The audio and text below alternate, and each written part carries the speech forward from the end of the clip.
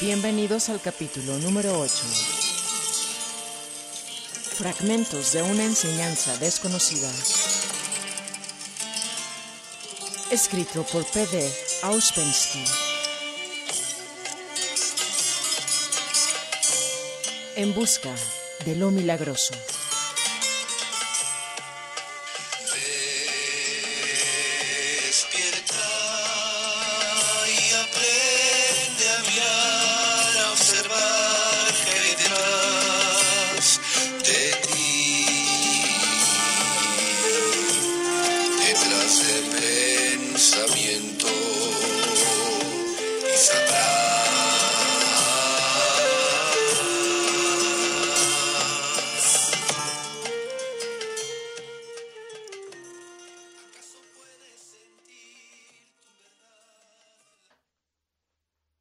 En una de las reuniones siguientes, G volvió al asunto de la conciencia. No se pueden comprender ni las funciones psíquicas ni las físicas, dijo, mientras no se haya captado el hecho de que ambas pueden trabajar en estados diferentes de conciencia. Hay 4 estados de conciencia posibles para el hombre. Y recalcó la palabra hombre. Pero el hombre ordinario, o sea, el hombre número 1, 2 o 3, vive solamente en los 2 estados más bajos de conciencia. Los 2 estados de conciencia superiores le son inaccesibles, y aunque pueda tener vislumbres de ellos, es incapaz de comprenderlos, y los juzga desde el punto de vista de estos 2 estados de conciencia inferiores que le son habituales. El primero, el sueño, es el estado pasivo en el cual los hombres pasan 1/3 y a menudo hasta la mitad de su vida. Y el segundo, en el que pasan la otra mitad de su vida, es el estado en el cual caminan por las calles, escriben libros, conversan de asuntos sublimes, participan en la política, se matan unos a otros. Es un estado que ellos consideran activo y que llaman conciencia lúcida o estado de vigilia de la conciencia. Las expresiones conciencia lúcida o estado de vigilia parecen haber sido escogidas en broma, sobre todo si uno se da cuenta de lo que debería ser una conciencia lúcida y de lo que es en realidad el estado en el cual el hombre vive y actúa. El tercer estado de conciencia es el recuerdo de sí, o conciencia de sí, o conciencia de su propio ser. Habitualmente se admite que tenemos este estado de conciencia o que podemos tenerlo a voluntad. Nuestra ciencia y nuestra filosofía han pasado por alto el hecho de que no poseemos este estado de conciencia y de que por sí solo nuestro deseo es incapaz de crearlo en nosotros mismos, sin importar cuán clara sea nuestra decisión. El cuarto estado de conciencia es la conciencia objetiva. En este estado, un hombre puede ver las cosas tal como son. Algunas veces, en sus estados inferiores de conciencia puede tener vislumbres de esta conciencia superior. Las religiones de todos los pueblos contienen testimonios de la posibilidad de un tal estado de conciencia que califican como iluminación, o por otros varios nombres y lo definen como indescriptible. Pero el único camino justo hacia la conciencia objetiva es a través del desarrollo de la conciencia de sí. Si a un hombre ordinario se le lleva artificialmente a un estado de conciencia objetiva y se le vuelve luego a su estado habitual, no recordará nada y pensará simplemente que por un lapso de tiempo perdió el conocimiento. Pero en el estado de conciencia de sí, un hombre puede tener vislumbres de conciencia objetiva y recordarlos. El cuarto estado de conciencia representa un estado totalmente diferente del anterior. Es el resultado de un crecimiento interior y de un largo y difícil trabajo sobre sí. Sin embargo, el tercer estado de conciencia constituye el derecho natural del hombre, tal cual es, y si el hombre no lo posee, es únicamente porque sus condiciones de vida son anormales.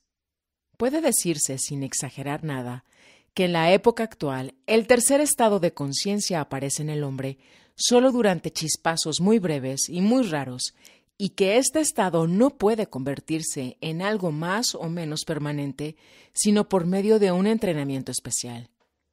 Para la gran mayoría de las personas, incluso las cultas y pensantes, el principal obstáculo en el camino para adquirir conciencia de sí es que creen que ya la poseen. En otras palabras, están totalmente convencidas de tener ya conciencia de sí mismas y de poseer todo lo que acompaña a este estado. Individualidad en el sentido de un yo permanente e inmutable, voluntad, capacidad de hacer, etc. Y es evidente que un hombre no se interesará por adquirir, a través de un trabajo largo y difícil, algo que en su opinión ya posee. Por el contrario, si usted se lo dice, pensará que usted está loco o que intenta explotar su credulidad para un provecho personal. Los dos estados superiores de conciencia, la conciencia de sí y la conciencia objetiva, están ligados al funcionamiento de los centros superiores del hombre. En efecto, además de aquellos centros de los cuales hemos hablado, existen en el hombre otros dos: el centro emocional superior y el centro intelectual superior. Estos centros están en nosotros, están plenamente desarrollados y trabajan todo el tiempo, pero su trabajo nunca llega a nuestra conciencia ordinaria. La razón debe buscarse en las propiedades especiales de nuestra pretendida conciencia lúcida. Para comprender la diferencia entre los estados de conciencia, tenemos que regresar al primero, que es el sueño. Este es un estado de conciencia completamente subjetivo. El hombre está sumergido en sus sueños. No importa si los recuerda o no. Aun si al que está dormido le llegan algunas impresiones reales, tales como sonidos, voces, calor, frío, sensaciones de su propio cuerpo, no suscitan en él sino fantásticas imágenes subjetivas. Luego el hombre se despierta. A primera vista, este es un estado de conciencia completamente diferente. Puede moverse, hablar con otras personas, hacer proyectos, ver peligros, evitarlos y así sucesivamente. Parece lógico pensar que se encuentra en una situación mejor que cuando estaba dormido. Pero si profundizamos un poco más, y si echamos una mirada a su mundo interior, a sus pensamientos, a las causas de sus acciones, comprenderemos que sigue casi en el mismo estado que cuando estaba dormido. Y es peor aún, porque en el sueño él es pasivo, esto es, no puede hacer nada. Por el contrario, en el estado de vigilia puede siempre estar haciendo algo, y los resultados de sus acciones repercutirán sobre él y sobre lo que lo rodea. Y sin embargo, no se recuerda de sí mismo. Es una máquina. Todo le sucede. No puede detener el flujo de sus pensamientos. No puede controlar su imaginación, sus emociones, su atención.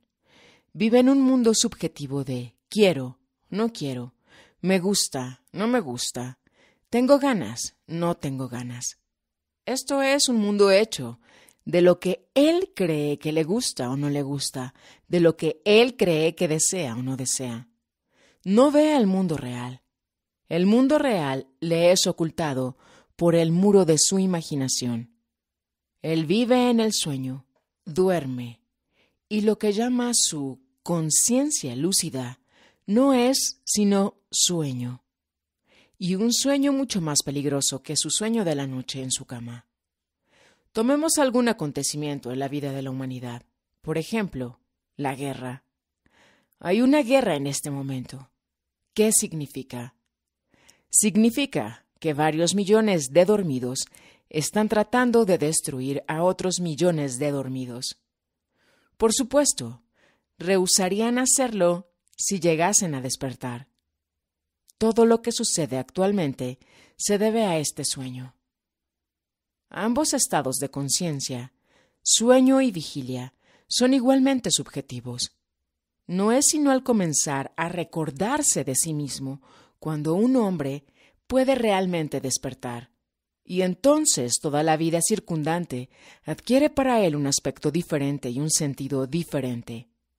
La ve como una vida de gente dormida, una vida de sueño. Todo lo que dicen los hombres, todo lo que hacen, lo dicen y lo hacen en el sueño. Nada de esto puede tener el menor valor.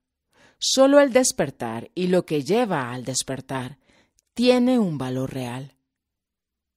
¿Cuántas veces me han preguntado ustedes si no sería posible detener las guerras? Por supuesto, sería posible. Bastaría que la gente se despertase. Parece una cosa pequeña.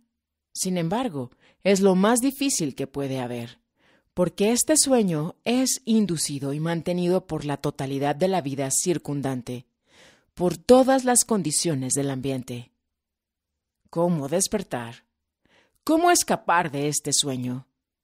Estas preguntas son las más importantes, las más vitales que un hombre tiene que hacerse, pero antes de hacérselas, deberá convencerse del hecho mismo de su sueño. Mas solo es posible convencerse de esto tratando de despertar.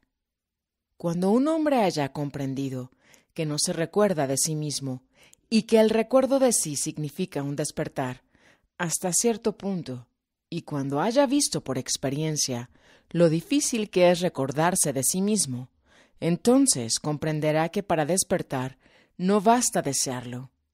Diremos aún con más precisión que un hombre no puede despertar por sí mismo, pero si 20 hombres convienen en el que el primero que se despierte despertará a los demás, ya tienen alguna posibilidad. Aun esto, sin embargo, es insuficiente, porque los 20 hombres pueden irse a dormir al mismo tiempo y soñar que están despertando. Por consiguiente, esto no basta. Hace falta algo más.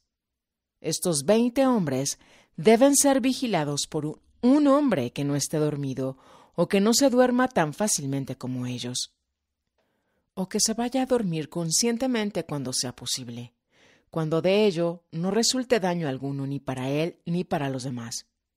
Deben encontrar a un hombre de este género y contratarlo para que los despierte y no les permita volverse a dormir. Sin esto es imposible despertar. Esto es lo que hay que comprender. Es posible pensar durante 1000 años. Es posible escribir bibliotecas enteras, inventar millones de teorías, y todo esto en el sueño, sin ninguna posibilidad de despertar. Por el contrario, estas teorías y estos libros escritos o inventados por dormidos simplemente tendrán como efecto arrastrar a otros hombres al sueño y así sucesivamente. No hay nada nuevo en la idea del sueño. Casi desde la creación del mundo se ha dicho a los hombres que están dormidos y que deben despertar. Por ejemplo, ¿cuántas veces se dice esto en los evangelios? Despertad, vigilad, no durmáis. Los discípulos de Cristo, aun en el huerto de Getsemaní, mientras su maestro oraba por última vez, dormían. Esto lo dice todo, pero lo comprenden los hombres. Lo toman como una figura retórica, una metáfora. No ven en absoluto que debe ser tomado al pie de la letra. También aquí es fácil comprender por qué. Tendrían que despertar un poco, o por lo menos tratar de despertar. Aunque parezca mentira, a menudo se me ha preguntado ¿por qué en los evangelios no se dice nada acerca del sueño? En cada página se trata esto. Esto muestra simplemente que la gente lee los evangelios dormida. En tanto que un hombre duerma profundamente y esté totalmente sumido en sus sueños, no puede ni siquiera pensar que está dormido. Si fuera capaz de pensar que está dormido, se despertaría. Y así todo sigue, sin que los hombres tengan la menor idea de todo lo que pierden a causa de su sueño. Como ya he dicho, el hombre, tal como es, tal como la naturaleza lo ha creado, puede convertirse en un ser consciente de sí. Creado con este fin, nace para este fin, pero nace entre dormidos y naturalmente cae a su vez en un sueño profundo, justo en el momento en que debería comenzar a tomar conciencia de sí mismo. Ahí todo colabora con esto: la imitación involuntaria que el niño hace de los adultos, las sugerencias voluntarias o involuntarias de estos, y la llamada educación. Todo intento de despertar de parte del niño es frustrado al instante, fatalmente. ¿Y cuántos esfuerzos son necesarios más tarde para despertar? ¿Y cuánta ayuda se necesitará cuando se hayan acumulado millares de hábitos que compelen al sueño? Uno se libra de esto muy raras veces. En la mayoría de los casos, cuando un hombre es todavía un niño, ya ha perdido la posibilidad de despertar. Vive toda su vida en el sueño y muere en el sueño.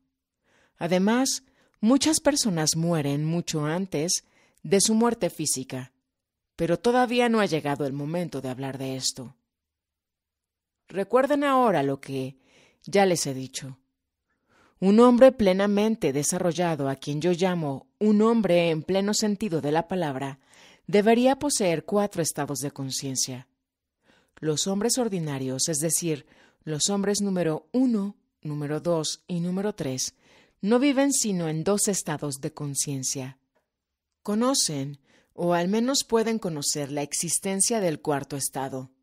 Todos estos estados místicos y otros por el estilo son mal definidos. Sin embargo, cuando no se trata de fraudes ni de simulaciones, estos son vislumbres de lo que llamamos un estado de conciencia objetiva.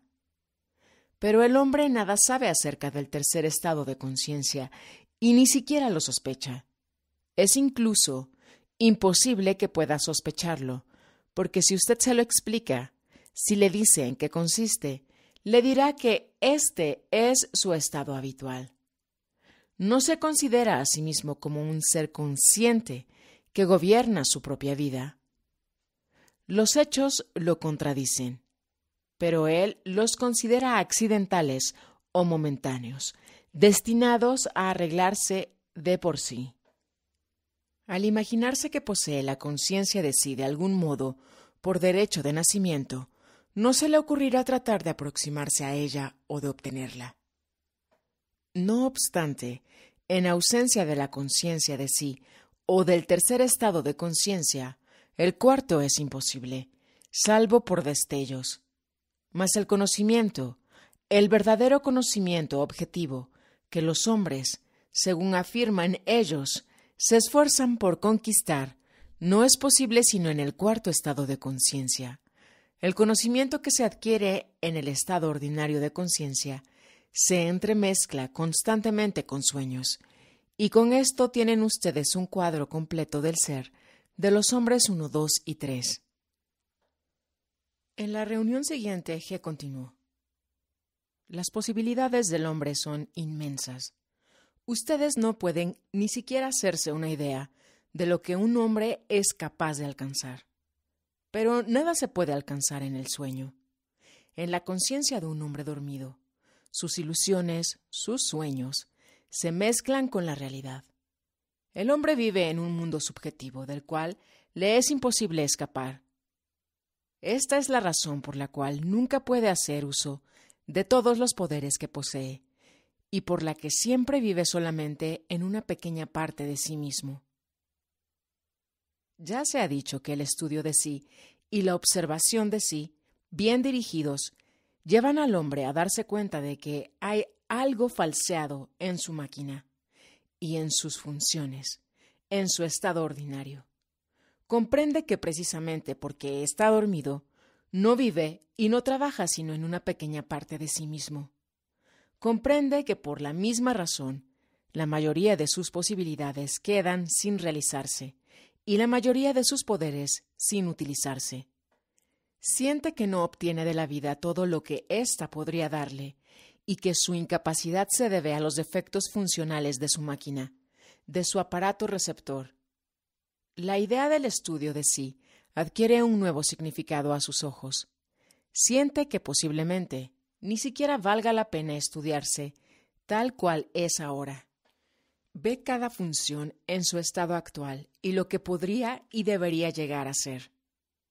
La observación de sí lleva al hombre a reconocer la necesidad de cambiar, y al practicarla se da cuenta de que esta observación de sí aporta por sí misma ciertos cambios en sus procesos interiores. Comienza a comprender que es un medio para cambiar, un instrumento para despertar. Al observarse, de alguna manera proyecta un rayo de luz sobre sus procesos interiores, que hasta ahora se habían efectuado en total oscuridad. Y bajo la influencia de dicha luz, estos comienzan a cambiar. Hay un gran número de procesos químicos que solo pueden ocurrir en la ausencia de luz. Del mismo modo, numerosos procesos psíquicos solo pueden ocurrir en la oscuridad. Tan solo un tenue vislumbre de conciencia basta para cambiar completamente el carácter de los procesos habituales y hacer totalmente imposible muchos de ellos. Nuestros procesos psíquicos, nuestra alquimia interior, tienen muchos puntos en común con aquellos procesos químicos cuyo carácter cambia por causa de la luz y están sometidos a leyes análogas. Cuando un hombre llega a darse cuenta no sólo de la necesidad del estudio y de la observación de sí, sino también de la necesidad del trabajo sobre sí con el objeto de cambiar, entonces el carácter de su observación de sí debe también cambiar. Hasta ahora no ha estudiado sino los detalles del trabajo de los centros, tratando solamente de constatar tal o cual fenómeno, esforzándose por ser un testigo imparcial. Ha estudiado el trabajo de la máquina. De ahora en adelante debe comenzar a verse a sí mismo, es decir, empezar ya a ver no solo los detalles aislados, no solo el trabajo de las pequeñas palancas y las pequeñas ruedas, sino todas las cosas tomadas en conjunto, este conjunto que él representa para los demás.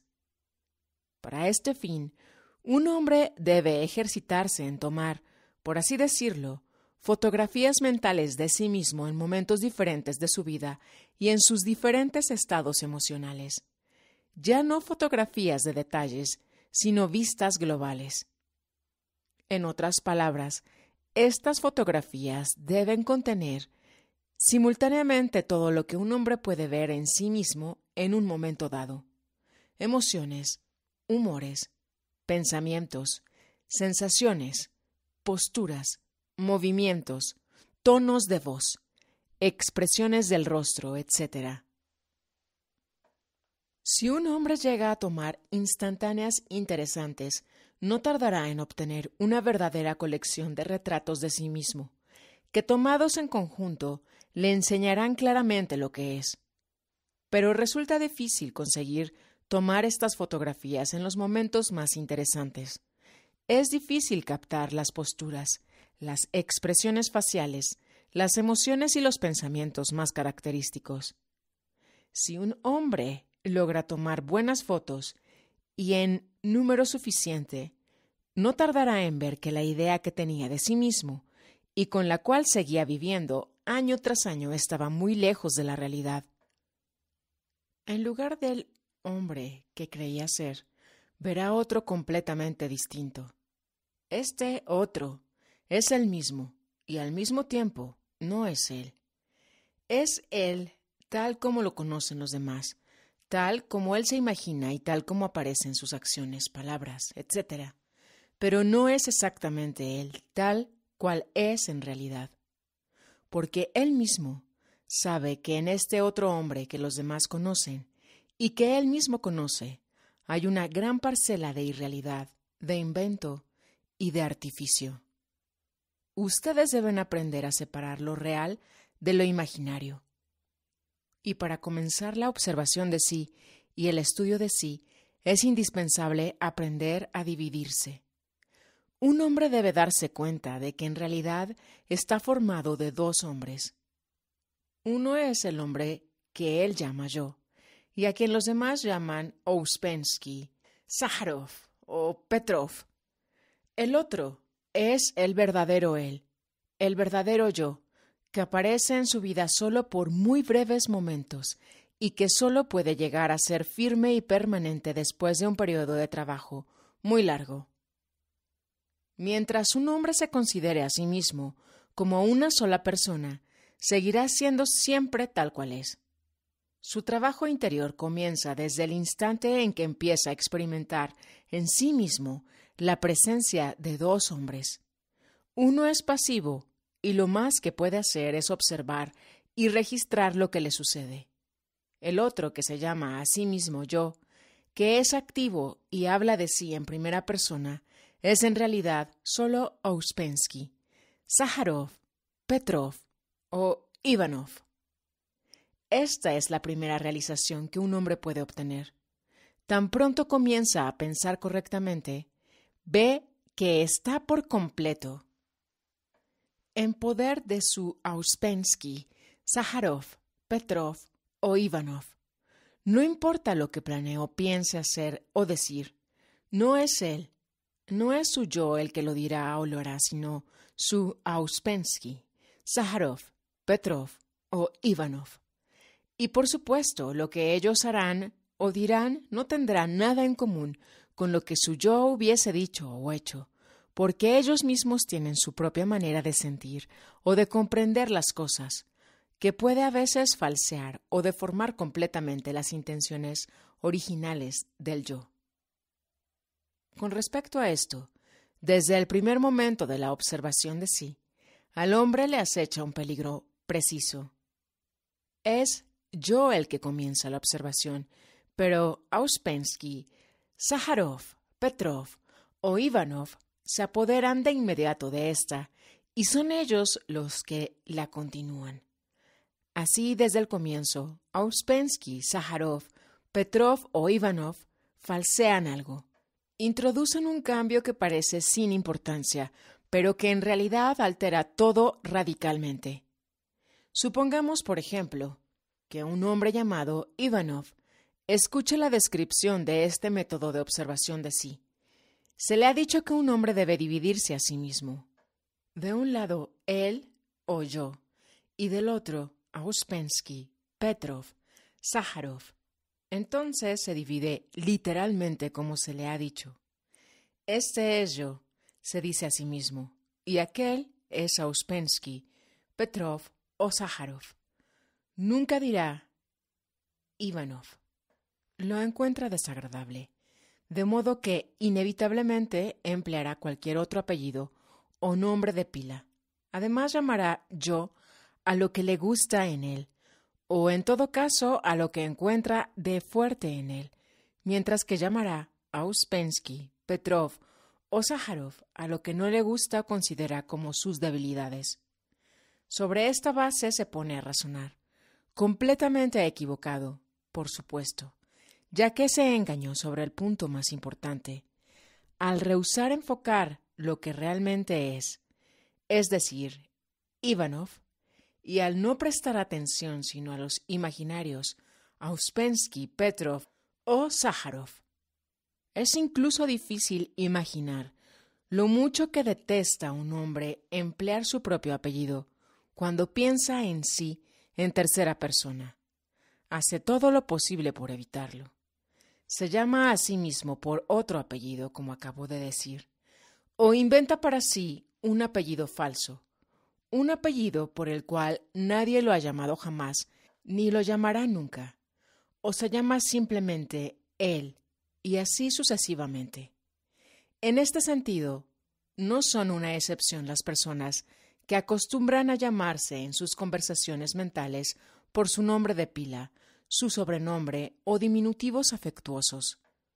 Cuando llegan a la observación de sí, prefieren llamarse ellos mismos Ouspensky o decir el Ouspensky en mí, como si pudiera haber un Ouspensky en ellos mismos, como si no sobrara Ouspensky para Ouspensky mismo. Pero cuando un hombre comprende su impotencia frente a Ouspensky, su actitud hacia sí mismo y hacia el Ouspensky, en él deja de ser indiferente o despreocupada. La observación de sí se convierte en la observación de Ouspensky. El hombre comprende que no es Ouspensky y que Ouspensky no es sino la máscara que él lleva, el papel que él desempeña inconscientemente y que por desgracia no puede dejar de desempeñar. Un papel que lo domina y le hace decir y hacer miles de cosas estúpidas, miles de cosas que él mismo nunca haría ni diría. Si es sincero consigo mismo, siente que está en poder de Ouspensky y al mismo tiempo siente que no es Ouspensky.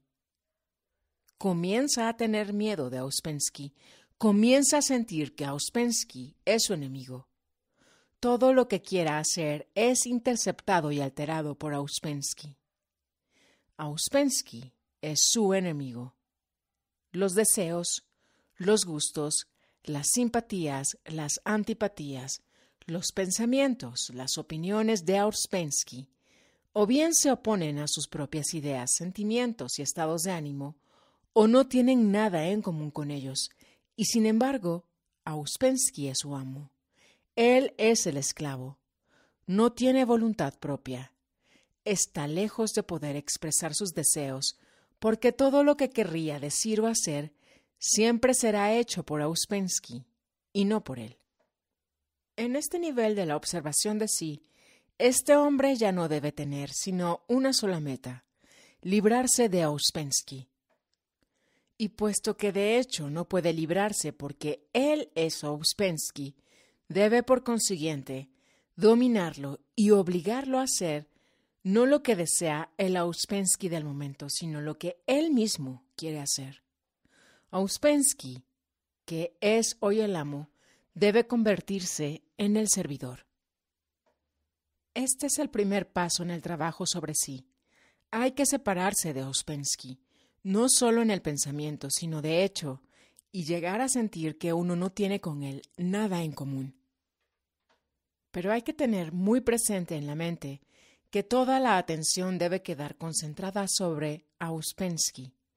En efecto, un hombre es incapaz de explicar lo que él mismo es en realidad. Sin embargo, puede explicarse Ouspensky a sí mismo, y es por aquí por donde debe comenzar, recordando al mismo tiempo que él no es Ouspensky. Nada hay más peligroso en este caso que fiarse de su propio juicio. Si un hombre tiene suerte, quizá tendrá a su lado a alguien que le diga dónde está él y dónde está Ouspensky.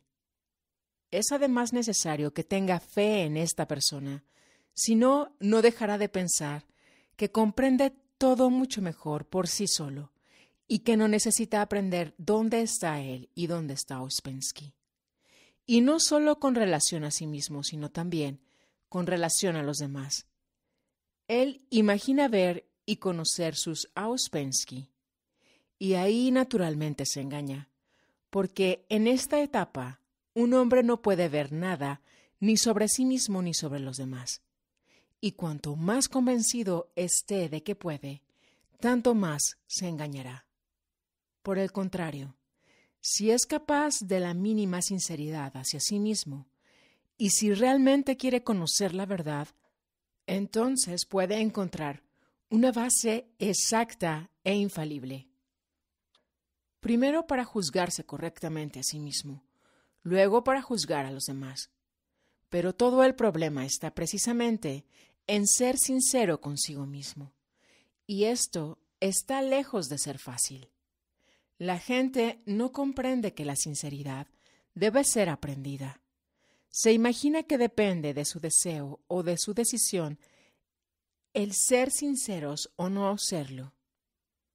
Pero ¿cómo podría un hombre ser sincero consigo mismo cuando este hombre, sinceramente, no ve lo que necesitaría ver en sí mismo?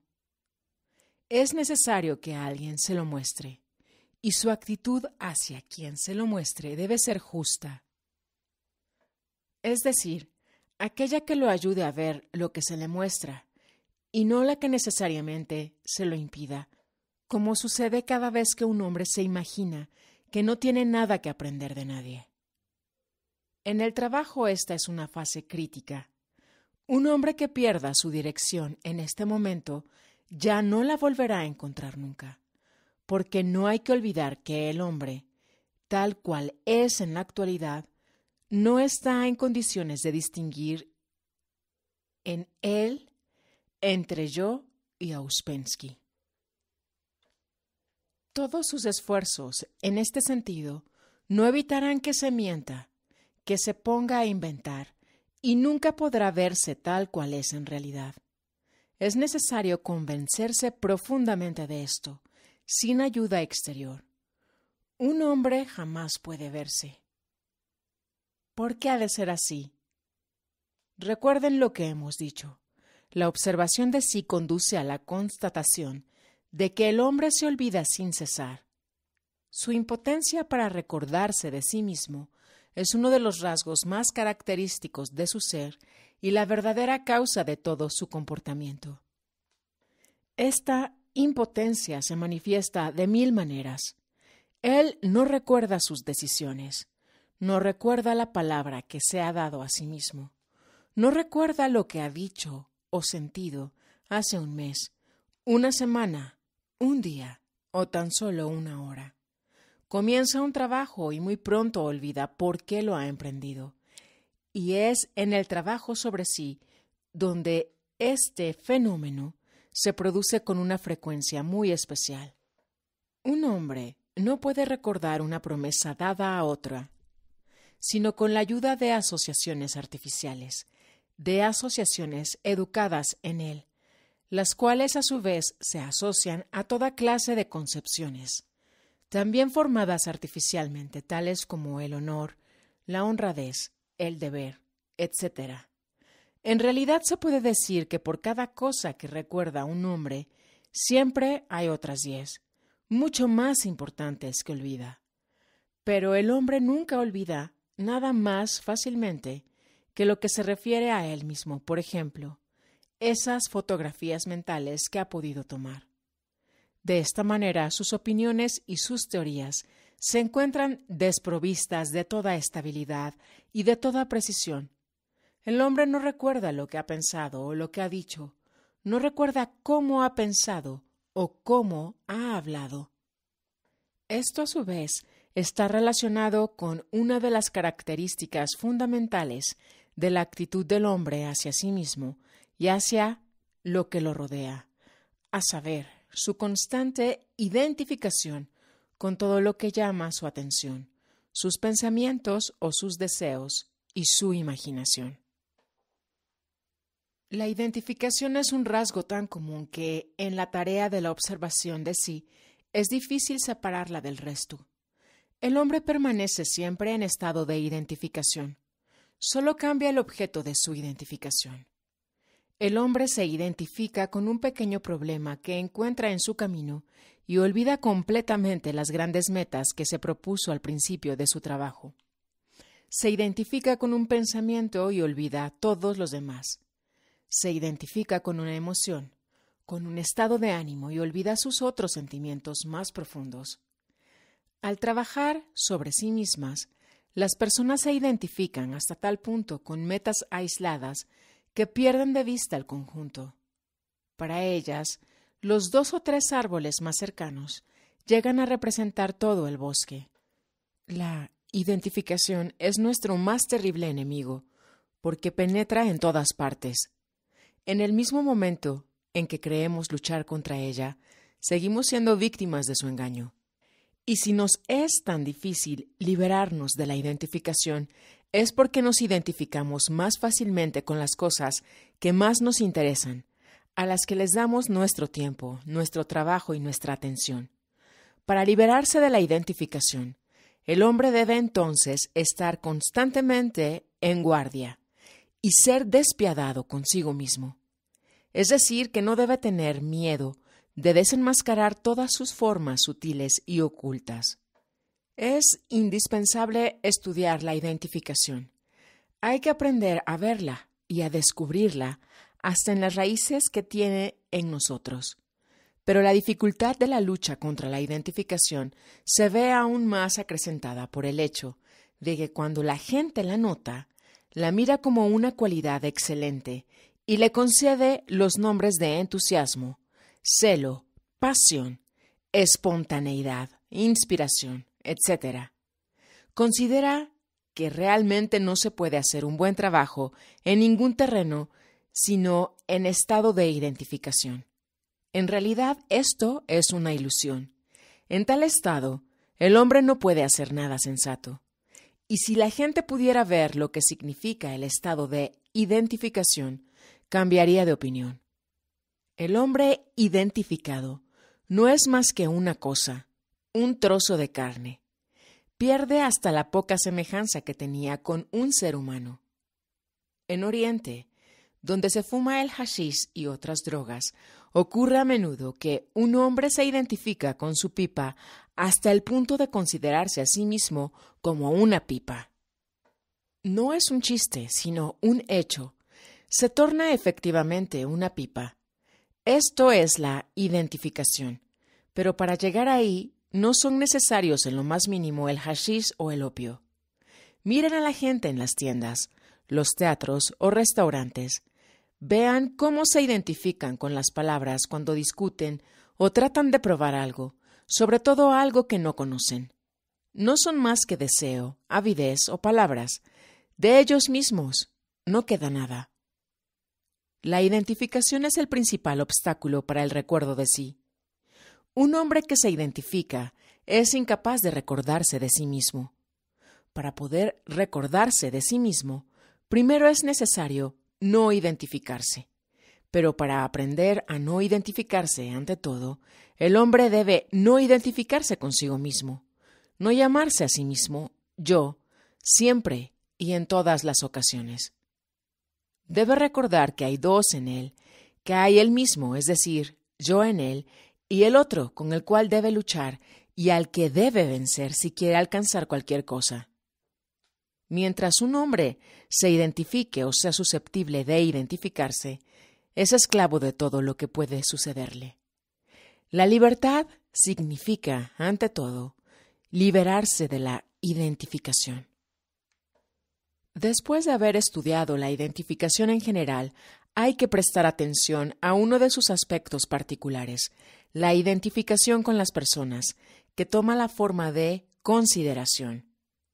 Hay varias clases de consideración. En la mayoría de los casos, un hombre se identifica con lo que piensan los demás de él, con la forma en que lo tratan, con la actitud que tienen hacia él. Un hombre piensa siempre que los demás no lo aprecian lo suficiente, que no son suficientemente corteses o atentos. Todo esto lo atormenta, lo preocupa, lo vuelve receloso y hace que desperdicie una cantidad enorme de energía en conjeturas o en suposiciones.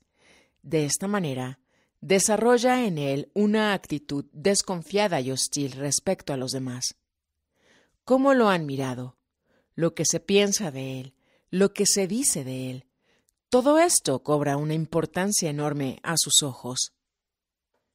Y no solo considera a las personas, sino también a la sociedad y a las condiciones históricas. Todo lo que a tal hombre le desagrada, le parece injusto, ilegítimo, falso e ilógico, y el punto de partida de su juicio es siempre que las cosas pueden y deben ser cambiadas. La injusticia, entre comillas, es una de las palabras que sirven a menudo de máscara para la consideración. Cuando un hombre se convence de lo que lo subleva, es una injusticia. El dejar de considerar equivaldría para él reconciliarse con la injusticia. Hay personas capaces no sólo de considerar la injusticia o el poco caso que se les hace, sino de considerar incluso el estado del tiempo. Esto parece ridículo, pero es un hecho. La gente es capaz de considerar el estado del tiempo, el calor, el frío, la nieve, la lluvia. Puede enojarse e indignarse contra el mal tiempo. El hombre se toma todo de una manera personal, como si todo en el mundo hubiese sido dispuesto especialmente para complacerlo, o, por el contrario, para causarle desagrado y fastidio. Todo esto no es sino identificación en una de sus formas, y se podrían citar muchas otras. Este tipo de consideración se basa en las exigencias.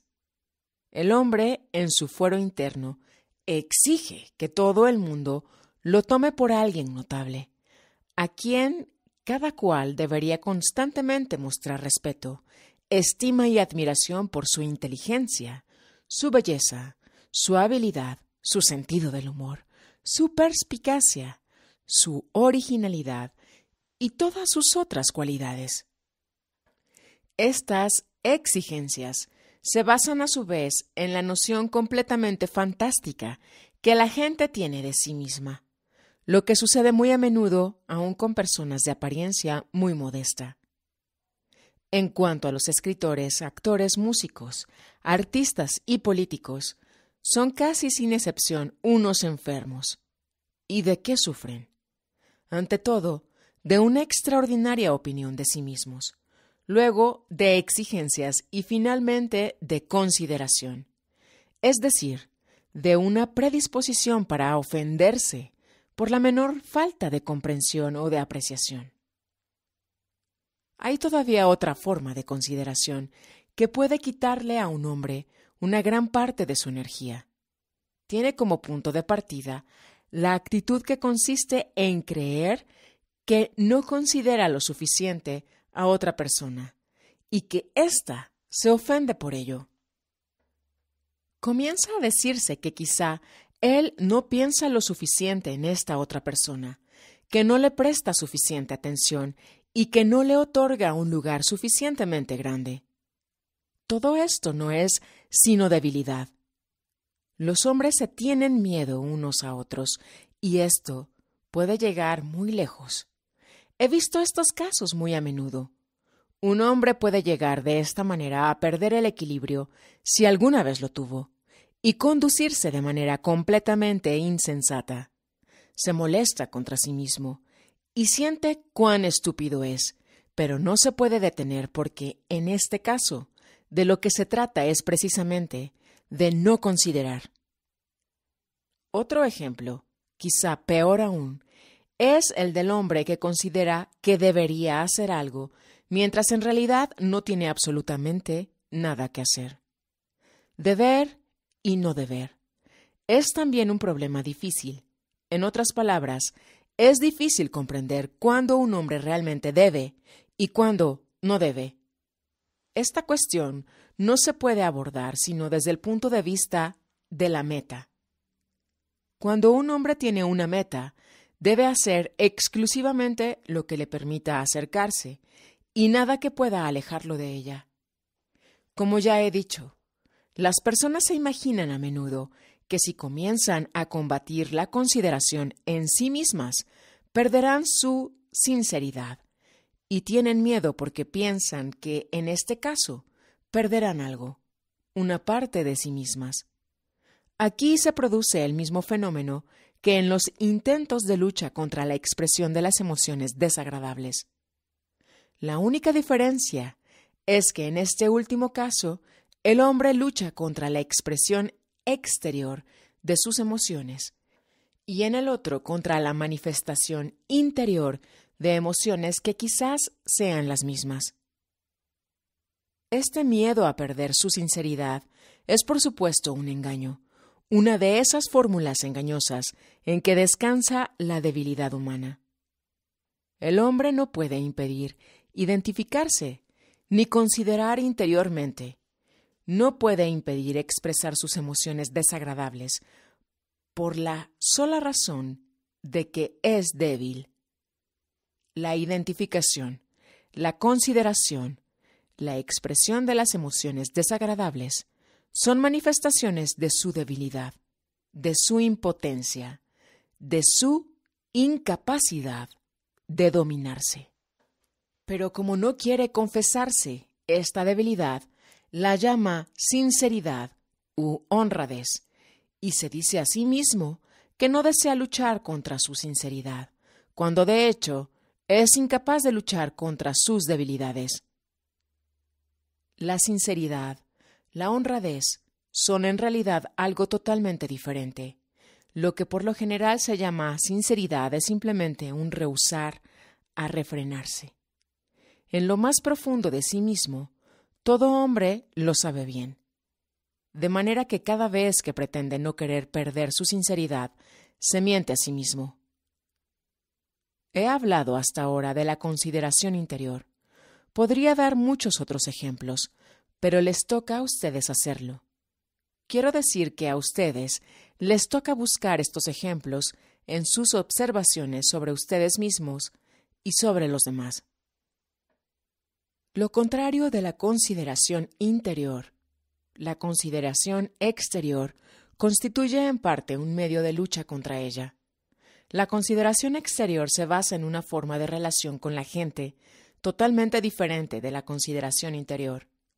Es una adaptación a la gente, a su comprensión y a sus exigencias. Al considerar exteriormente, un hombre realiza todo lo necesario para hacerse la vida más fácil a sí mismo y a los demás. La consideración exterior necesita un conocimiento de los hombres, una comprensión de sus gustos, de sus hábitos y de sus prejuicios. Al mismo tiempo, la consideración exterior requiere un gran poder sobre sí mismo, un gran dominio de sí. Sucede muy a menudo que un hombre desea sinceramente expresar o mostrar a alguien de una u otra manera lo que realmente piensa de él o lo que siente respecto a él. Si es débil, cede naturalmente a su deseo, tras lo cual se justifica diciendo que no quería mentir, que no quería fingir, que quería ser sincero. Luego, se convence a sí mismo de que la culpa era del otro. Quería realmente considerarlo e incluso estaba dispuesto a ceder, no quería disputas, etc. Pero el otro rehusó considerarlo, así que no había nada que hacer con él. Sucede a menudo que un hombre comienza con una bendición y termina con una injuria. Decide no considerar a los demás y después los censura por no considerarlo a él. Este ejemplo muestra cómo la consideración exterior degenera en consideración interior. Pero si un hombre se recuerda realmente de sí mismo, comprende que el otro es tan máquina como él. Entonces se pondrá en el lugar del otro. Al hacerlo, llegará a ser realmente capaz de comprender lo que el otro piensa y siente. Si puede comportarse así, su trabajo se volverá mucho más fácil para él. Pero si se acerca a un hombre con sus propias exigencias, nada obtendrá sino una nueva consideración interior. Es muy importante en el trabajo una justa consideración exterior. Sucede a menudo que hombres que comprenden muy bien la necesidad de la consideración exterior en la vida no comprenden esta necesidad en el trabajo. Deciden que, justamente porque trabajan sobre sí mismos, tienen el derecho de no considerar, mientras que en realidad, en el trabajo, es decir, para que éste sea eficaz, hace falta 10 veces más consideración exterior que en la vida corriente, porque solamente la consideración exterior del alumno puede mostrar su valoración y su comprensión del trabajo. En efecto, los resultados del trabajo son siempre proporcionales al valor que se le reconoce o a la comprensión que se tiene de él. Recuerden que el trabajo no puede comenzar ni proseguir en un nivel más bajo que el del hombre de la calle, es decir, en un nivel inferior al de la vida ordinaria.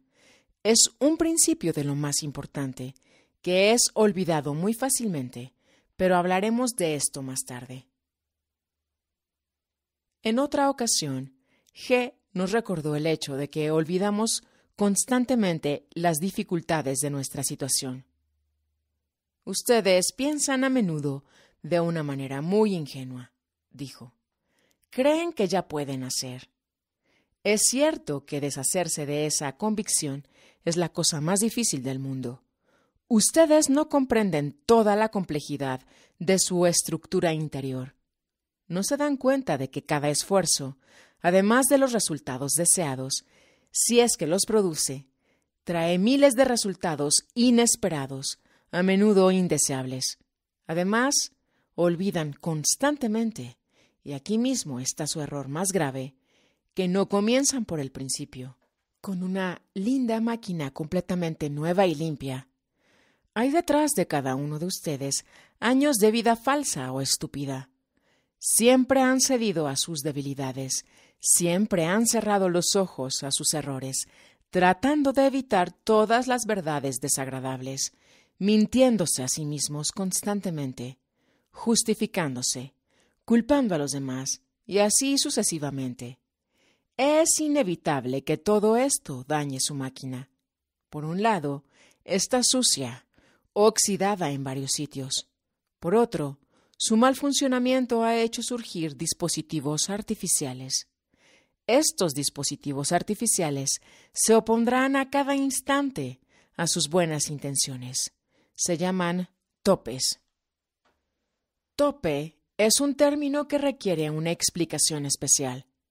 Todos saben lo que son los topes de los vagones de ferrocarril, aparatos amortiguadores de choques. En ausencia de estos topes, el mínimo choque de un vagón contra otro podría ser muy desagradable y peligroso. Los topes atenúan los efectos de estos choques y los hacen imperceptibles. En el hombre existen dispositivos exactamente análogos. No son creados por la naturaleza, sino por el hombre mismo, aunque involuntariamente. En su origen se encuentran las múltiples contradicciones de sus opiniones, de sus sentimientos, de sus simpatías, de lo que dice, de lo que hace. Si un hombre tuviese que sentir durante su vida entera todas las contradicciones que están en él, no podría vivir ni actuar tan tranquilamente como ahora. Sin cesar, se producirían en él fricciones. Sus inquietudes no le dejarían descanso alguno. No podemos ver cuán contradictorios y hostiles entre sí son los diferentes yoes que forman nuestra personalidad. Si un hombre pudiera sentir todas estas contradicciones, sentiría lo que él es realmente. Sentiría que está loco. Para nadie es agradable sentirse loco. Además, tal pensamiento priva al hombre de su confianza en sí mismo, debilita su energía, lo despoja de su respeto por sí mismo. De una manera u otra, tiene entonces que dominar este pensamiento o desterrarlo, o bien tiene que destruir sus contradicciones, o dejar de verlas y de sufrirlas. Un hombre no puede destruir sus contradicciones, pero deja de sentirlas cuando los topes aparecen en él. A partir de entonces ya no siente los impactos que resultan del choque entre perspectivas, emociones y palabras contradictorias. Los topes se forman lenta y gradualmente. Muchísimos son creados artificialmente por la educación. Otros deben su existencia a la influencia hipnótica de toda la vida circundante. El hombre está rodeado de gente que habla, piensa, siente, vive por medio de sus topes. Al limitarlos en sus opiniones, acciones y palabras, crea involuntariamente en sí mismo topes análogos que le hacen la vida más fácil, ya que es muy duro vivir sin topes. Pero estos impiden toda posibilidad de desarrollo interior, porque están hechos para amortiguar los choques. Ahora bien, los choques, y sólo ellos, pueden sacar al hombre del estado en que vive, es decir, despertarlo. Los topes arrullan el sueño del hombre y le dan la agradable y apacible sensación de que todo irá bien, de que no existen las contradicciones y de que puede dormir en paz. Los topes son dispositivos que permiten al hombre tener siempre la razón. Le impiden sentir su conciencia. La conciencia es otro término que requiere explicación. En la vida ordinaria se toma el concepto de conciencia de una manera demasiado simple, como si tuviéramos una conciencia. De hecho, el concepto de conciencia moral en el campo emocional equivale al concepto de intuición intelectual. Nota 1. La ausencia de términos adecuados nos obliga a traducir consciousness por intuición intelectual y conscience por conciencia moral. Fin de la nota. En el campo intelectual.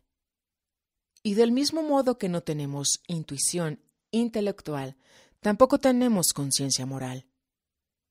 La intuición intelectual es un estado en el cual el hombre conoce de una manera inmediata y total todo lo que sabe en general, un estado en el cual es capaz de ver cuán poco sabe y cuántas contradicciones hay en lo que sabe.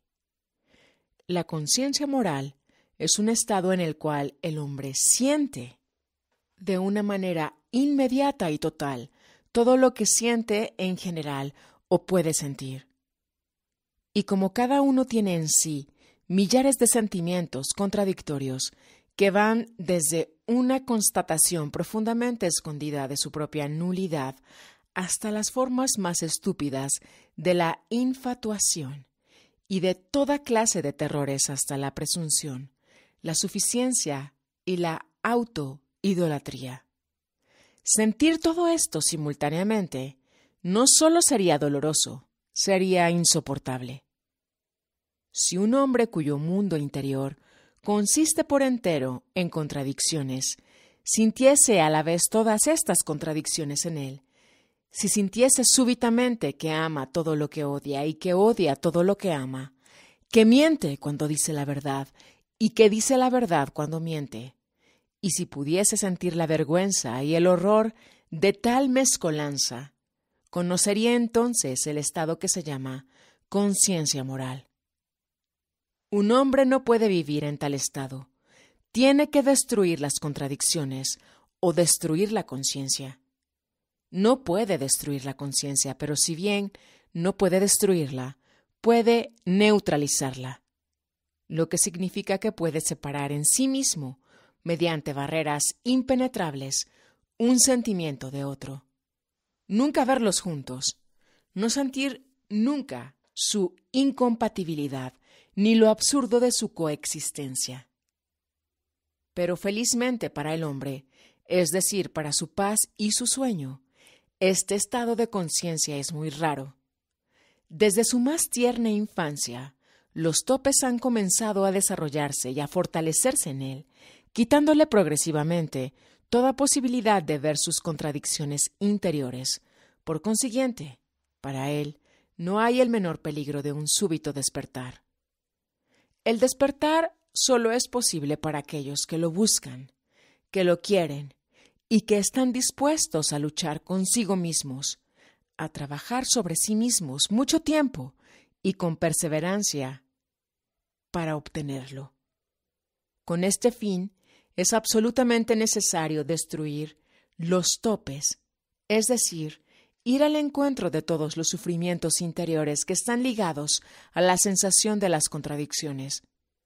Además, la destrucción de los topes exige un trabajo muy largo, y un hombre tiene que estar de acuerdo con este trabajo, comprendiendo bien que para él el despertar de su conciencia estará acompañado de todas las incomodidades y de todos los sufrimientos imaginables.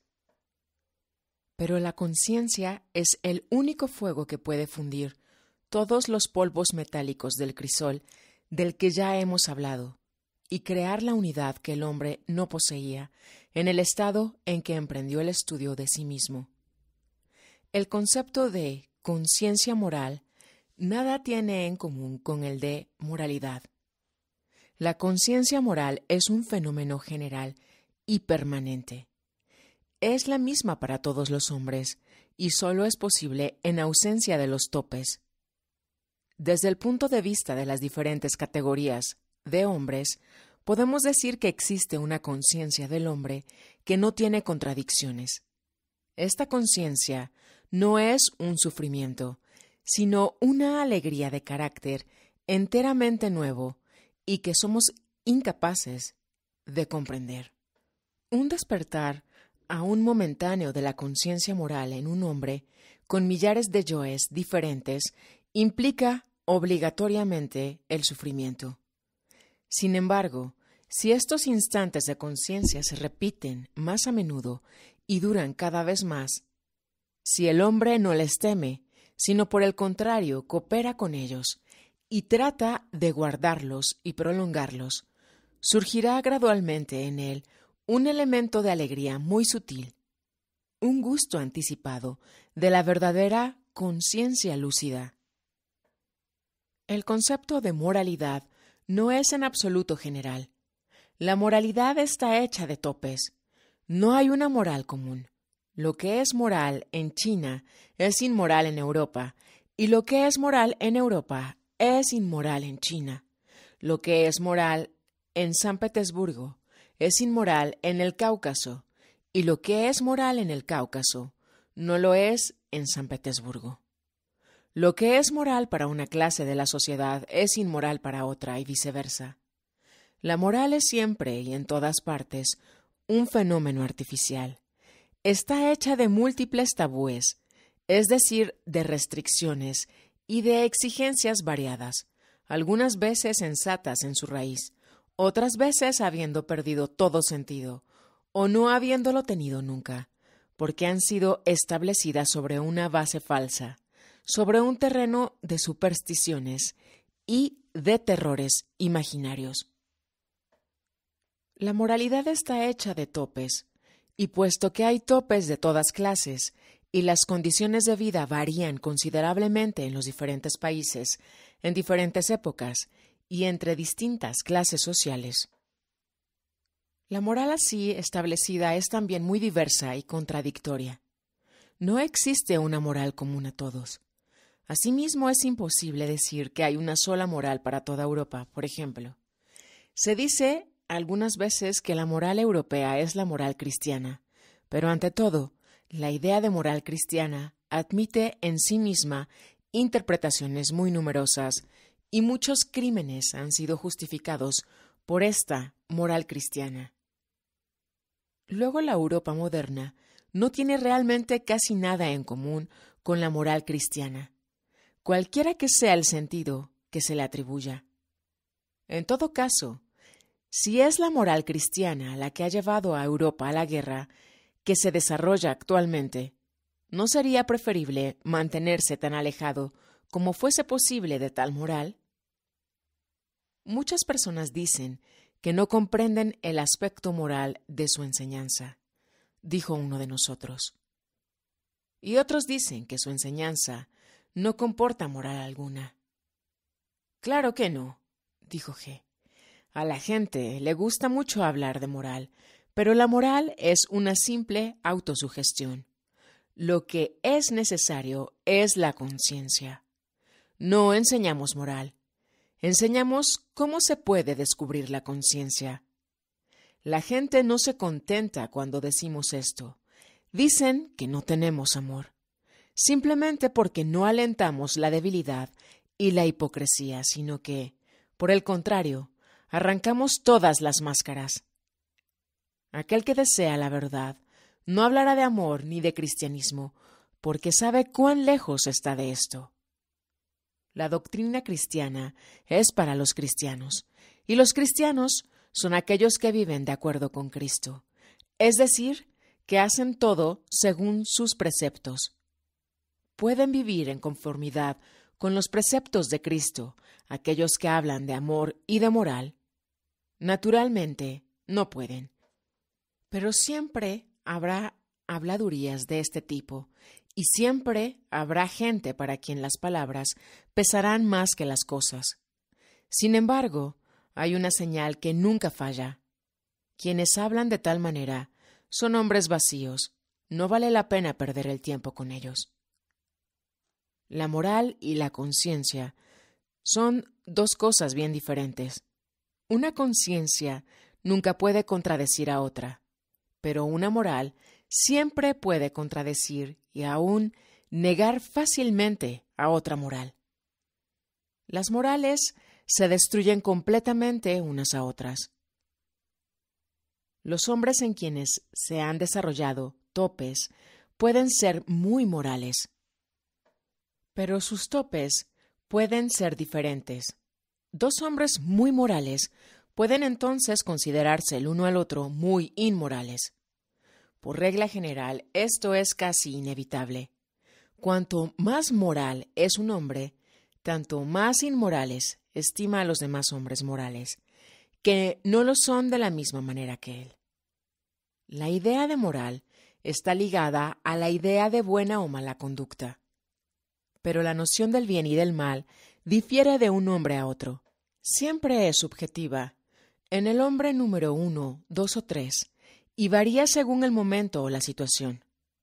El hombre subjetivo no puede tener una concepción general del bien y del mal. Para el hombre subjetivo, el mal es todo lo que se opone a sus deseos, sus intereses o su concepción del bien. Se puede decir que para el hombre subjetivo, el mal en realidad no existe. Para él, solo existen diversas concepciones del bien.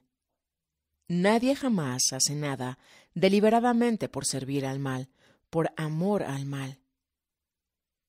Cada uno actúa para servir al bien como él lo entiende, pero cada uno lo entiende de diferente manera.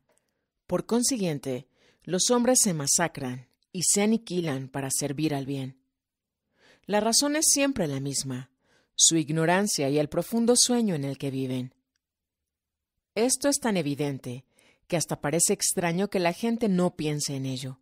En todo caso, el hecho es que no pueden llegar a esta comprensión, y cada uno considera su bien como el único bien, y todo el resto como el mal. Sería ingenuo y perfectamente vano alimentar la esperanza de que los hombres pudieran comprenderlo alguna vez y desarrollar en ellos una idea general e idéntica del bien. Pero, ¿no existen el bien y el mal por sí mismos fuera del hombre? Preguntó uno de los presentes. Sí, dijo G, pero esto está muy lejos de nosotros y no vale la pena perder nuestro tiempo tratando de comprenderlo ahora. Recuerden solo lo siguiente. La única idea permanente del bien y el mal posible para el hombre está ligada a la idea de la evolución, no a la idea de la evolución mecánica, por supuesto, sino a la idea del desarrollo del hombre por sus esfuerzos conscientes, por el cambio de su ser, por la creación de la unidad en él y por la formación de un yo permanente. Una idea permanente del bien y del mal solo se puede formar en el hombre si se vincula con una meta y con una comprensión permanentes. Si un hombre comprende que está dormido y si tiene deseo de despertar, todo cuanto pueda ayudarle será el bien, y todo cuanto obstaculice su camino, todo cuanto tienda a prolongar su sueño será el mal. De la misma manera, él podrá discernir exactamente lo que es bueno y malo para los demás. Lo que les ayuda a despertar es bueno, lo que se lo impide es malo. Pero solo es así para aquellos que quieren despertar, es decir, para aquellos que comprenden que están dormidos. Los hombres que no se dan cuenta de que están dormidos y de que no pueden tener deseos de despertar, no pueden tener tampoco la comprensión del bien y del mal. Y como en su inmensa mayoría las personas no se dan cuenta y jamás se darán cuenta de que están dormidas, nunca podrá existir para ellas el bien y el mal. Esto contradice las ideas generalmente aceptadas. La gente tiene el hábito de pensar que el bien y el mal deben ser el bien y el mal para todo el mundo, y sobre todo, que el bien y el mal existen para todo el mundo.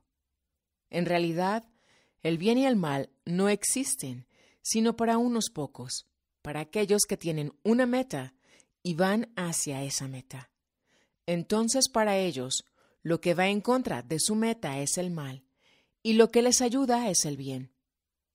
Pero la mayoría de los durmientes dirá, naturalmente, que tienen una meta y que siguen una dirección definida. Para un hombre darse cuenta de que no tiene una meta ni va a ninguna parte, es signo de que se aproxima a un despertar. Es signo de que el despertar llega a ser realmente posible para él. El despertar de un hombre empieza en el instante en que se da cuenta de que no va a ninguna parte, ni sabe a dónde ir. Como ya hemos dicho, los hombres se atribuyen muchas cualidades que en realidad no pueden pertenecer sino a aquellos que han alcanzado un grado más elevado de desarrollo y un grado más elevado de evolución que los de los hombres número 1, 2 y 3. La individualidad, un yo único y permanente, la conciencia, la voluntad, la capacidad de hacer, es un estado de libertad interior. Ninguna de estas cualidades pertenece al hombre ordinario, no más que la idea del bien y el mal, cuya misma existencia está ligada a una meta permanente, a una dirección permanente y a un centro de gravedad permanente. La idea del bien y del mal algunas veces está ligada con la idea de la verdad y la mentira, pero para el hombre ordinario la verdad y la mentira no existen más de lo que existen el bien y el mal. La verdad permanente y la mentira permanente solo pueden existir para un hombre permanente. Si un hombre cambia continuamente, la verdad y la mentira también cambiarán continuamente para él. Y si a cada momento, cada hombre está en un estado diferente, sus concepciones de la verdad serán tan diversas como sus concepciones del bien. Un hombre nunca se da cuenta de la forma en que empieza a ver como verdadero lo que ayer consideraba como falso, y viceversa. No se da cuenta de estos cambios como tampoco se da cuenta de la transformación de uno de sus yoes en otro. En la vida del hombre ordinario, la verdad y la mentira no tienen ningún valor moral, porque un hombre nunca puede atenerse a una verdad única. Su verdad cambia. Si durante cierto tiempo ésta no cambia, es simplemente porque está mantenida por los topes, y un hombre nunca puede decir la verdad. Algunas veces se dice la verdad, otras veces se dice una mentira. Por consiguiente, su verdad y su mentira están igualmente desprovistas de valor. Ni una ni otra dependen de él. Ambas dependen del accidente. Y esto es igualmente verdadero en lo que concierne a las palabras de un hombre, a sus pensamientos, a sus sentimientos y a sus concepciones de la verdad y de la mentira. Para comprender la interdependencia de la verdad y de la mentira en su vida, un hombre debe llegar a comprender su mentira interior, las mentiras incesantes que se dice a sí mismo. Estas mentiras son producidas por los topes. Para llegar a destruir las mentiras que inconscientemente se dice a sí mismo, así como las que inconscientemente presenta a los demás, los topes deben ser destruidos. Pero el hombre no puede vivir sin topes. Ellos gobiernan automáticamente todas sus acciones, todas sus palabras, todos sus pensamientos y todos sus sentimientos. Si los topes fuesen destruidos, desaparecería todo control. Un hombre no puede existir sin control, aunque solo se trate de un control automático. Solo un hombre que posee la verdad, es decir, un control consciente, puede vivir sin topes. Por consiguiente, si un hombre comienza a destruir los topes en sí mismo, debe al mismo tiempo desarrollar una voluntad. Y como la voluntad no puede ser creada por pedido, pues esto requiere tiempo, el hombre corre el riesgo de encontrarse abandonado, con sus topes demolidos y con una voluntad aún no suficientemente fuerte. Entonces, la única posibilidad que podría tener en esta fase crítica es la de ser controlado por otra voluntad ya fortalecida.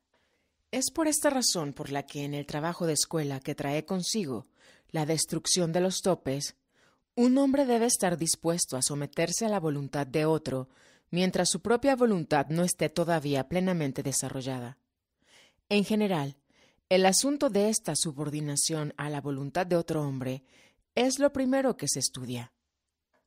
Empleo la palabra estudiar porque el hombre tiene que comprender por qué es indispensable tal obediencia y tiene que aprender a obedecer.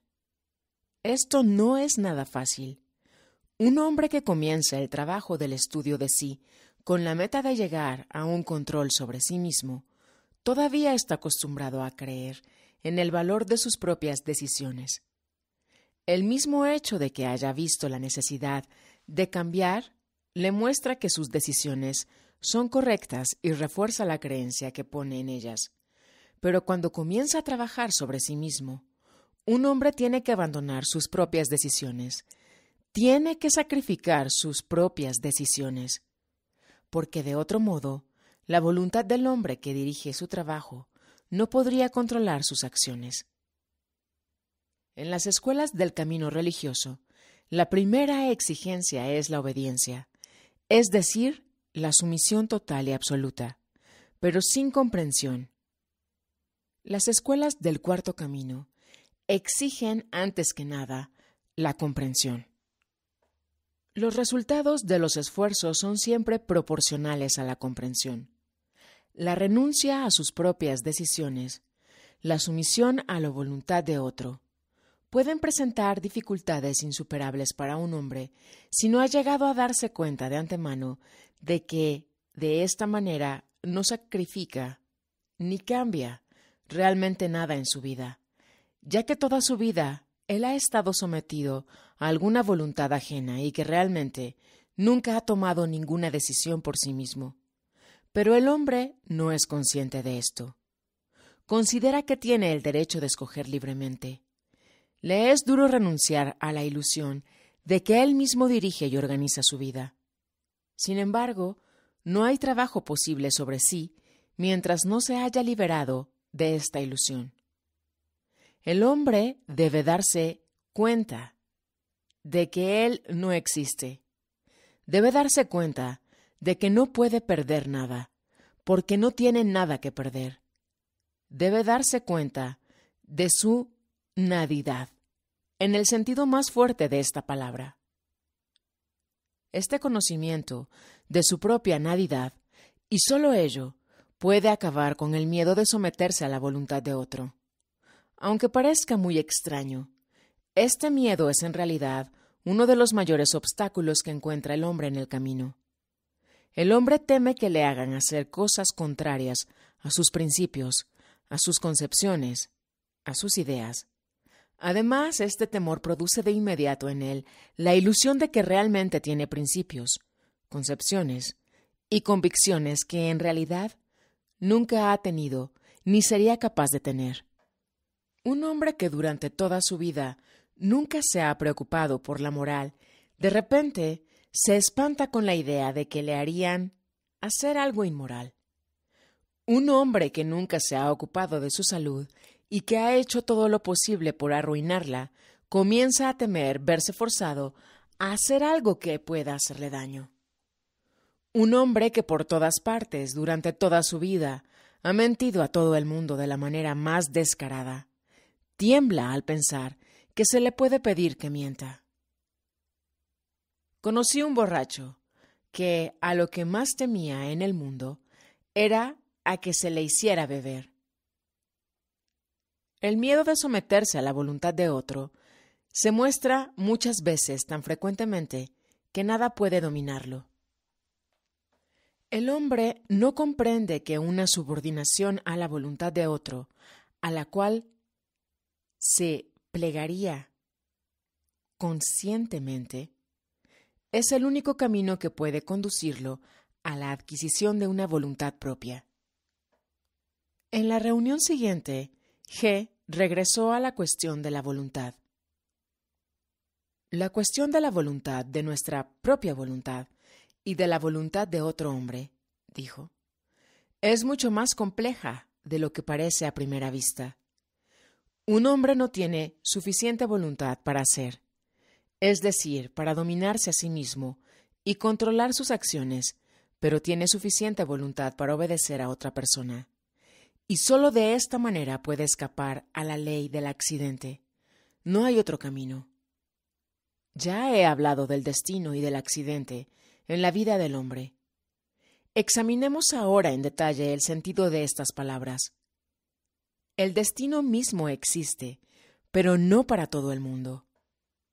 La mayoría de la gente está separada de su destino y vive solamente bajo la ley del accidente.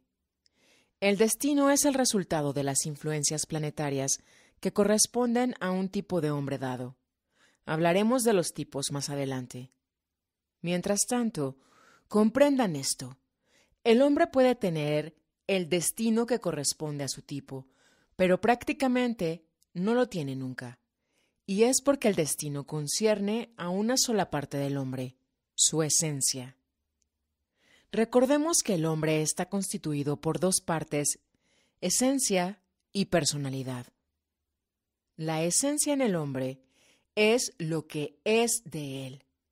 La personalidad en el hombre es lo que no es de él. Lo que no es de él significa lo que ha venido de fuera, lo que ha aprendido o lo que él refleja. Todas las huellas de impresiones exteriores grabadas en la memoria y en las sensaciones, todas las palabras y todos los movimientos que le han sido enseñados, todos los sentimientos creados por imitación, todo esto es lo que no es de él. Todo esto es la personalidad. Desde el punto de vista de la psicología ordinaria, la división del hombre en personalidad y esencia es difícilmente comprensible. Sería más exacto decir que la psicología lo ignora todo acerca de esta división. Un niño pequeño no tiene todavía personalidad. Él es lo que realmente es esencia. Sus deseos, sus gustos, lo que quiere y lo que no quiere expresan su ser tal cual es. Pero tan pronto interviene aquello que llamamos educación, la personalidad comienza a crecer. La personalidad se forma, en parte, bajo la acción de influencias intencionales, es decir, de la educación, y en parte por el hecho de la involuntaria imitación de los adultos por el niño mismo. En la formación de la personalidad, también desempeña un gran papel la resistencia del niño a los que le rodean y sus esfuerzos por disimular ante ellos lo que es de él, lo que es real. La esencia es la verdad en el hombre. La personalidad es la mentira. Pero a medida que aumenta la personalidad, la esencia se va manifestando cada vez con menor frecuencia, cada vez más débilmente. Muchas veces, incluso, la esencia se detiene en su crecimiento a una edad muy temprana y no puede crecer más. Muy a menudo ocurre que el desarrollo de la esencia de un adulto y aún de un hombre muy intelectual, o, en el sentido corriente de la palabra, muy culto, se ha detenido al nivel de desarrollo de un niño de 5 a 6 años. Esto significa que nada de lo que vemos en este hombre es de él en realidad. Lo que es de él, lo que le es propio, es decir, su esencia, solo se manifiesta habitualmente en sus instintos y en sus emociones más simples. Sin embargo, en ciertos casos, la esencia puede crecer paralelamente a la personalidad. Tales casos representan muy raras excepciones, especialmente en las condiciones de vida de los hombres cultos. La esencia tiene más oportunidades para desarrollarse en los hombres que viven en estrecho contacto con la naturaleza, en condiciones difíciles en las cuales es necesario constantemente combatir y superar los peligros. Mas como regla general, la personalidad de tales hombres está muy poco desarrollada. Tienen más de lo que es realmente de ellos, pero están casi desprovistos de lo que no es de ellos. En otros términos, les falta educación e instrucción, les falta cultura. La cultura crea la personalidad. Al mismo tiempo, es también producto y resultado de ella. No nos damos cuenta de que toda nuestra vida, todo lo que llamamos civilización, ciencia, filosofía, arte, política, son creaciones de la personalidad, es decir, de todo lo que en el hombre no es de él. El elemento que en el hombre no es de él difiere mucho de lo que le pertenece propiamente, por el hecho de que puede ser perdido, alterado o quitado por medios artificiales. Es posible obtener una confirmación experimental de esa relación de la personalidad con la esencia. En las escuelas de Oriente se conocen medios y métodos gracias a los cuales se pueden separar la esencia y la personalidad de un hombre. Con este fin se sirven a veces del hipnotismo o de narcóticos especiales, otras veces de ciertas clases de ejercicios. Si por uno u otro de estos medios se separan la personalidad y la esencia de un hombre durante cierto tiempo, se ven dos seres completamente formados, coexistentes de alguna manera en él, que hablan distintas lenguas, que tienen distintos gustos, intereses y metas totalmente diferentes, y a menudo se descubre que uno de los dos se ha quedado en el nivel de un niño muy pequeño. Si el experimento se prolonga, es posible dormir a uno de estos dos seres, o bien el experimento puede comenzar con esto, es decir, poniendo a dormir, ya sea a la personalidad, ya sea a la esencia. Ciertos narcóticos tienen la propiedad de dormir a la personalidad sin afectar la esencia.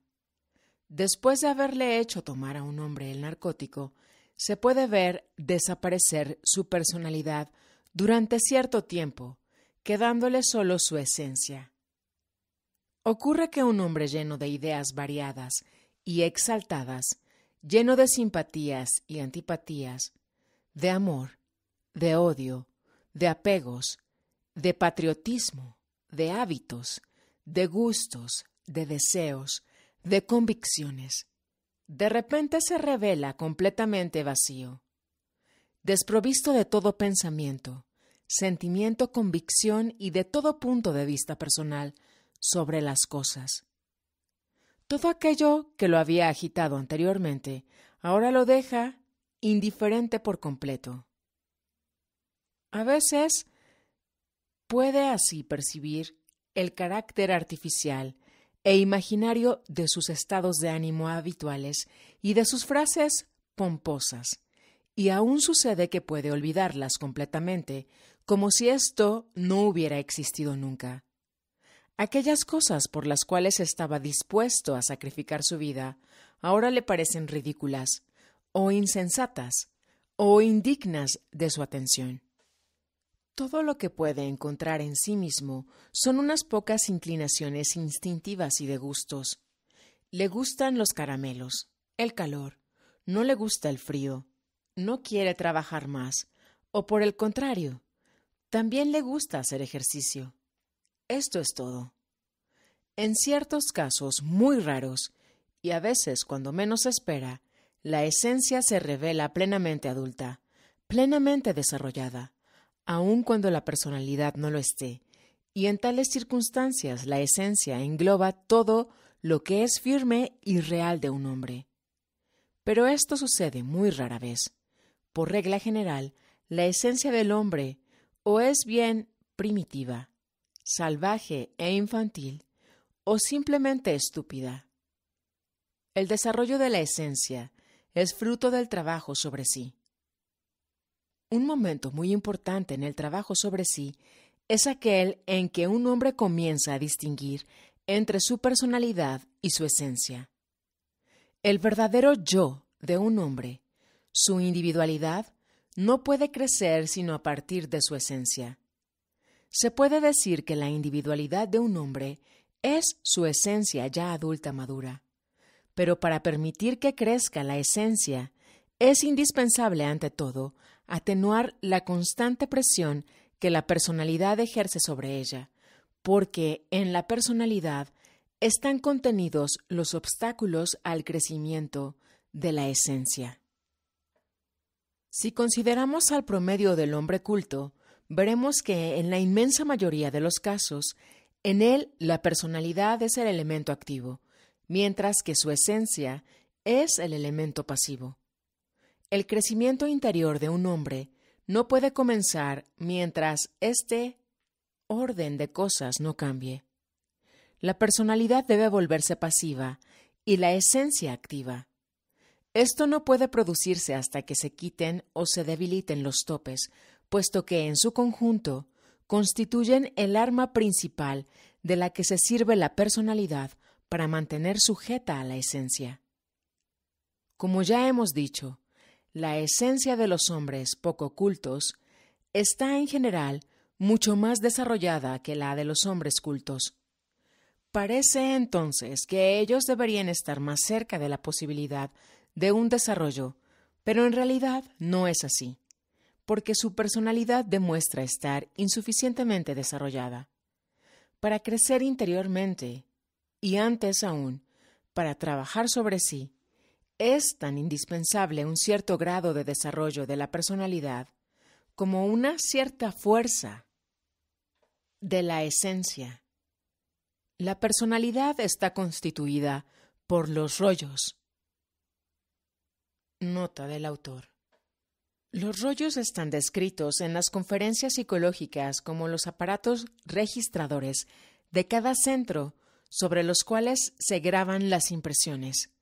El conjunto de las inscripciones de estos rollos, análogos a los rollos o discos fonográficos, constituye el material de asociaciones de un hombre.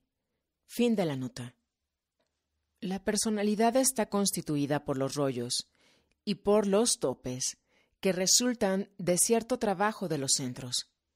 Una personalidad insuficientemente desarrollada significa una falta en los rollos, es decir, una falta de saber, una falta de informaciones, una falta del material en que se basa el trabajo sobre sí.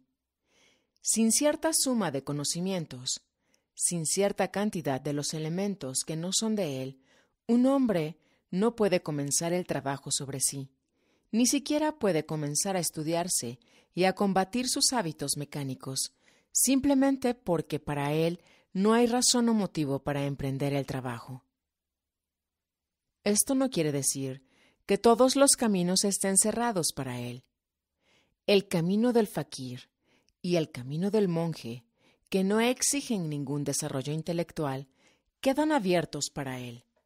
Pero los medios o los métodos que pueden ser utilizados por el hombre, cuyo intelecto ha sido desarrollado, son para él inutilizables. De este modo, la evolución es tan difícil para un hombre sin cultura como para un hombre culto. Un hombre culto vive apartado de la naturaleza, lejos de las condiciones naturales de la existencia, dentro de condiciones artificiales de vida que desarrollan su personalidad a expensas de su esencia. Un hombre menos culto, que viva en condiciones más normales y naturales, desarrolla su esencia a expensas de su personalidad. Para que un trabajo sobre sí pueda ser emprendido con éxito, se necesita la conjunción feliz de una personalidad y de una esencia igualmente desarrolladas. En tal conjunción residen las más grandes oportunidades de éxito. Cuando la esencia está muy poco desarrollada, es indispensable un largo periodo de trabajo preparatorio. Pero todo este trabajo será completamente estéril si la esencia está interiormente podrida o si ha contraído algunos defectos irremediables. Casos de este tipo se encuentran muy a menudo. Un desarrollo anormal de la personalidad detiene frecuentemente el desarrollo de la esencia en un nivel tan bajo que aquella se vuelve una pobre y pequeña cosa informe. De una pobre y pequeña cosa informe, nada se puede esperar. Además, sucede a menudo que la esencia de un hombre muere mientras que su personalidad y su cuerpo permanecen vivos. Casi todas las personas que vemos en las calles de una gran ciudad son así, interiormente vacías. En realidad, están ya muertas. Es una suerte para nosotros que no lo veamos y que no sepamos nada de ello. Si supiésemos cuántos hombres están ya muertos y cuán numerosos son los cadáveres que gobiernan nuestras vidas, El espectáculo de este horror nos haría perder la razón. De hecho, muchos hombres se han vuelto locos porque han entrevisto esta realidad sin una preparación suficiente. Han visto lo que no estaban facultados para ver. Para estar en condiciones de afrontar esta visión impunemente, hay que estar en el camino. Si un hombre que no puede hacer nada viera la verdad, seguramente se volvería loco. Pero esto sucede rara vez. En el curso ordinario de las cosas, todo está ordenado de forma tal que nadie puede ver nada prematuramente. La personalidad no ve sino lo que quiere ver y lo que no es contrario a su experiencia. Nunca ve lo que no le gusta, lo que es a la vez una ventaja y una desventaja. Es una ventaja para el hombre que quiere dormir y es un obstáculo para el que quiere despertar. Si la esencia está sometida a la influencia del destino, preguntó uno de nosotros, ¿significa esto que, comparado con el accidente, el destino es siempre favorable al hombre? Yo quisiera saber si un hombre puede ser conducido al trabajo por su destino. No, respondió G. No se trata en absoluto de esto. El destino es preferible al accidente, solo en el sentido de que es posible tomarlo en consideración. El destino puede ser conocido de antemano, y entonces es posible prepararnos para lo que nos espera. Por el contrario, en lo que se refiere al accidente, no se puede saber nada. Pero el destino puede ser no menos desagradable o no menos difícil. En este caso, a pesar de todo, hay medios que permiten al hombre liberarse de su destino. El primer paso en esta dirección consiste en sustraerse a las leyes generales. El accidente general o colectivo se produce exactamente como el accidente individual, y así como hay un destino individual, hay también un destino general o colectivo. El accidente colectivo y el destino colectivo están gobernados por las leyes generales. Un hombre deseoso de crearse una individualidad propia debe entonces liberarse de las leyes generales. No todas las leyes generales son obligatorias para el hombre. Él puede liberarse de un gran número de estas si llega a liberarse de los topes y de la imaginación. Todo ello se conecta con este problema fundamental. ¿Cómo liberarse de la personalidad? La personalidad encuentra su alimento en la imaginación y la mentira. Cuando la mentira en la cual vive el hombre haya disminuido y la imaginación se haya debilitado, la personalidad misma no tardará en declinar y el hombre podrá pasar entonces a estar bajo el control, ya sea de su destino o de una línea de trabajo que a su vez está dirigida por la voluntad de otro hombre.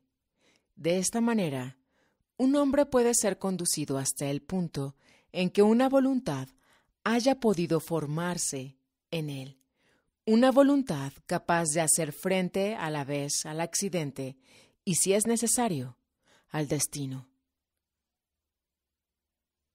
Estas conversaciones se prolongaron varios meses. Evidentemente no se trata de poder reconstruirlas en su orden exacto, porque G tocaba muy a menudo una veintena de temas diferentes en una misma noche. Muchas cosas fueron repetidas en respuesta a las preguntas hechas. Muchas ideas estaban tan estrechamente ligadas que sólo artificialmente hubieran podido separarse. Ya por entonces, ciertas personas de un tipo bien definido habían tomado una actitud negativa con respecto a nuestro trabajo. Después de habernos reprochado nuestra falta de amor, muchos de ellos se indignaban porque hubiera un pedido de dinero de pago. A este respecto era muy característico que los más rebeldes no eran aquellos que tenían dificultad en pagar, sino los que tenían fortuna y para quienes la suma pedida era una simple bagatela. Aquellos que no podían pagar, o que no podían pagar sino muy poco, siempre comprendían que no se podía obtener algo por nada, y que el trabajo de G Sus viajes a San Petersburgo y el tiempo que él y los demás daban costaban dinero. Solo aquellos que tenían dinero no lo comprendían y no querían comprenderlo. Esto significaría entonces que el reino de los cielos puede ser comprado, decían. Pero si nunca se ha pedido dinero para tales cosas. Cristo decía a sus discípulos, no llevéis bolsa ni alforja, y ustedes piden 1000 rublos. A este paso se pueden hacer excelentes negocios. Supongamos que haya un centenar de alumnos. Esto daría un ingreso de 100.000 rublos. Y si hubiera 200, 300 alumnos, 300.000 rublos por año. ¡Qué magnífica renta! G sonreía siempre cuando yo le contaba estos comentarios. No llevéis bolsa ni alforja. Pero ¿no hay que adquirir de todos modos un billete de tren y pagar el hotel? Vean su mentira y su hipocresía. No, aun si no tuviésemos ninguna necesidad de dinero, sería todavía necesario mantener esta exigencia. Nos libra desde un primer momento de una cantidad de gente inútil. No hay nada que muestre mejor a la gente que su actitud hacia el dinero. Están listos a despilfarrar tanto y más para sus fantasías personales, pero no tienen ningún aprecio por el trabajo de otro. Quizás yo debo trabajar para ellos y gratuitamente darles todo lo que se dignen tomar de mí. ¿Cómo puede comerciarse con el conocimiento? Debe ser regalado, dicen ellos. Es precisamente por esta razón por lo que es necesario hacerles pagar. Hay quienes jamás pasarán esta barrera, pero si no la pasan, esto significa que nunca pasarán las otras, y estas no son las únicas razones. Más tarde lo verá usted. Estas otras razones eran muy sencillas. Eran numerosos los que, de hecho, no podían pagar. Y aunque G siempre había mantenido el principio muy estrictamente, en realidad nunca rechazó a un alumno porque éste no tuviera dinero. Y se descubrió más tarde que él mismo sostenía a un gran número de sus alumnos. Aquellos que pagaban 1000 rublos pagaban no solamente por ellos mismos, sino por los otros.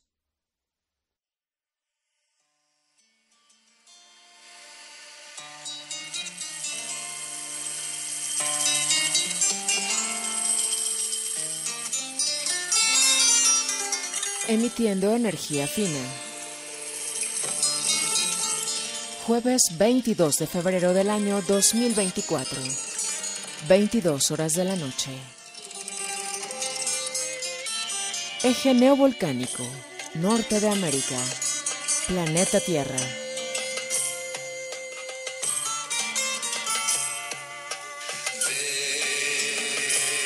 Despierta y aprende a mirar, a observar que hay detrás de ti, detrás del pensamiento. Y sabrás.